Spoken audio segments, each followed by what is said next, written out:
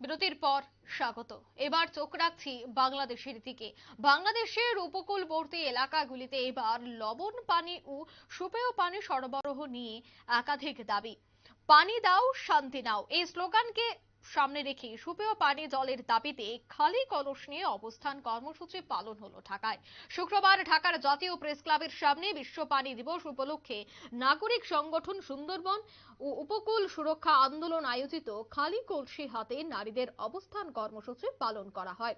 সুন্দরবন ও উপকূল সুরক্ষা আন্দোলন আয়োজিত পানির দাবিতে অবস্থান কর্মসূচি থেকে বলা হয়, জল শূন্য তিস্তার বুকে ঘোড়া গাড়ি চলে, শুষ্ক মৌসুমে পদ্মার হাঁটু চলে।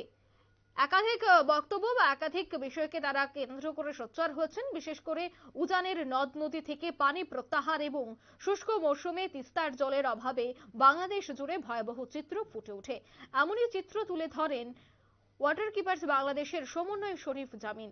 তিনি গোটা বিষয়টি নিয়ে আলোচনা করছেন। কি বলছেন তারা শোনাবো।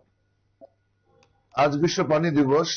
এই উপলক্ষে সারা পৃথিবীতে লেভারেজিং ওয়াটার ফর পিস এই প্রতিবাদ নিয়ে দিবসটি পালন করা হচ্ছে। কিন্তু আমাদের দেশে শান্তি উপকূলে পানির অভাবে কতভাবে বিনষ্ট হচ্ছে তা মানুষ ভাষায় প্রকাশ করার মতো নয়। আপনারা যদি উপকূলে যান তাহলে দেখতে পাবেন ওখানকার মানুষের মানবেতর জীবনযাপন পানির সংকটের কারণে। কিন্তু এই পানির সংকট যে শুধুমাত্র উপকূলে লবণাক্ততা ভিত্তিক বা লবণ ভিত্তিক চিংড়ি চাষ বা অন্যান্য কর্মকাণ্ডের জন্য হয়েছে তা নয়। আমাদের দেশের উজানে যে সমস্ত নদী ব্যবস্থাপনা মিঠা পানি নিয়ে সাগরের দিকে আসতো, সেই মিঠা পানির নদীগুলিতে বা মিঠা পানির প্রবাহে মারাত্মক রকম ঘাটতি তৈরি হয়েছে।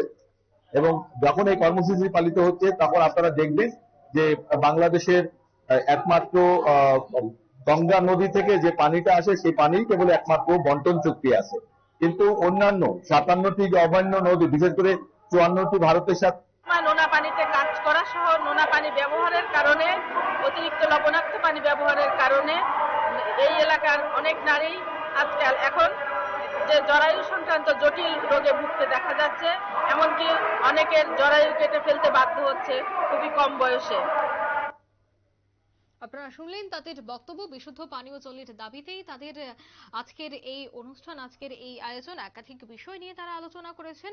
লবণাক্ততার আগ্রাসে এই সংকট প্রতিনিয়ত বাড়ছে বলে তারা বলছেন। ফলে উপকূলের জীবন জীবিকা ও প্রাণ প্রকৃতি হুমকির মুখে পড়েছে। এই হুমকি মোকাবেলার লবণ পানি নিয়ন্ত্রণ এবং সুপেয় পানি নিশ্চিত করা জরুরি বলে তারা আজ দাবি জানিয়েছেন।